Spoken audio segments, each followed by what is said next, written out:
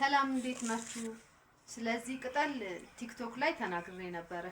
ይሄ ቅጠል የጉሎ ቅጠል ይባላል እና ይሄ ቅጠል ለጥርስ ህመም እንዴት እንደሚያስታግስ ምን አድርጋችሁት እንደሚያስታግስ ተናግሬያለሁ። አሁን ደግሞ ከጥቅሞቹ አንዱ የሆነውን ጨምሬ ልንገራችሁ።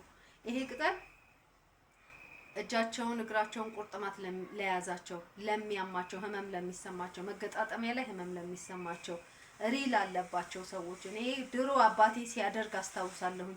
ሪ ያለበት ይሄንን እያሞቀ ሲያደርግ አውቃለሁኝ አስታውሳለሁ።